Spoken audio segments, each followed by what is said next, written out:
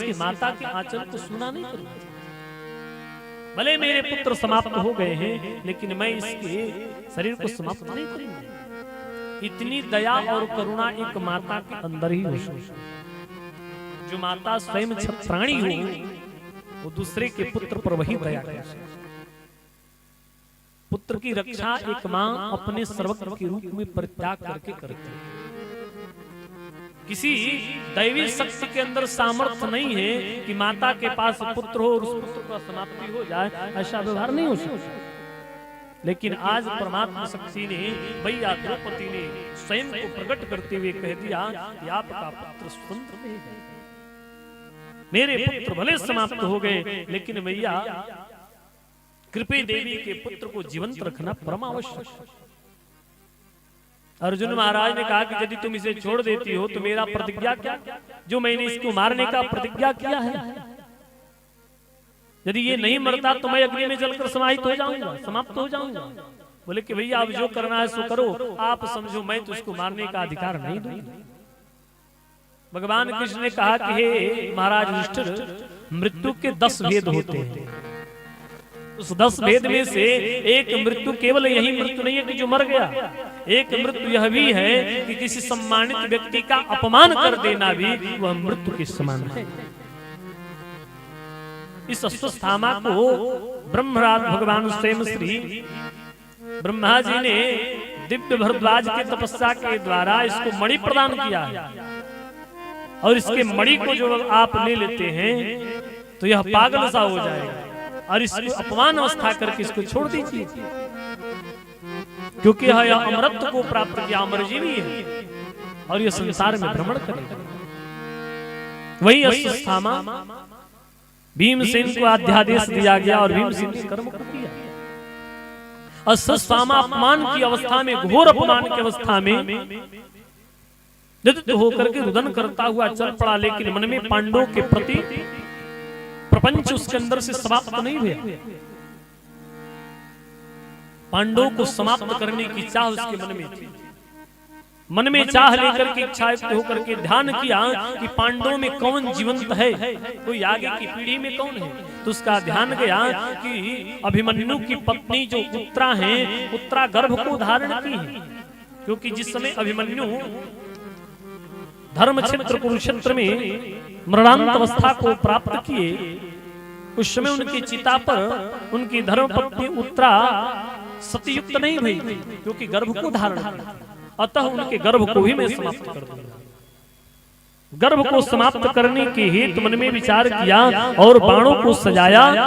अग्निबाण का अनुसंधान करता हुआ उत्तरा देवी के गर्भ में अनुसंधान कर दिया। मात्र उत्तरा देवी के गर्भ में जब अग्निबाण का अनुसंधान हुआ तो गर्भ में नाना प्रकार की पीड़ा उत्पन्न हो गई।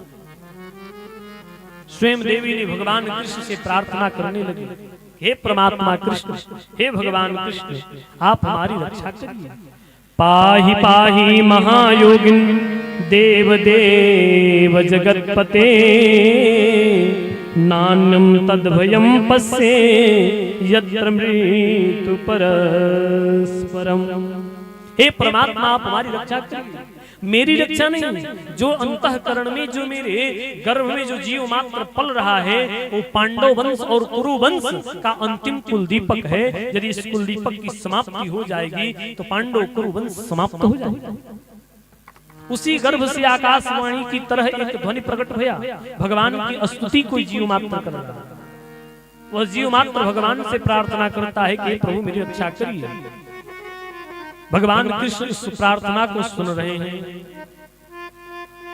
दुर्ण च विपुलम च मृदंग्य सोपान बीजम कुरु पांडवान, युगोपपुच्छिम गतयास्त चक्रे मातुस्तमेवं शरणं गताय।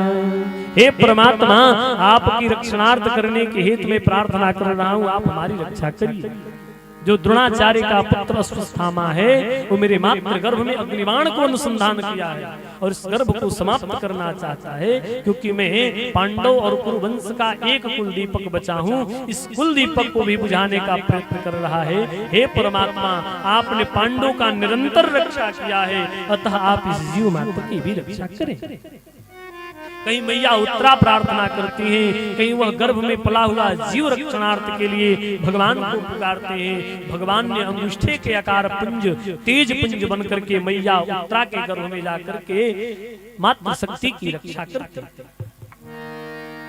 मैया उत्तरा देवी के गर्भ से उस जीव का जन्म हुआ, सो देवी ने जाकर के परमात्मा के चरणों पर प्रणाम करती है।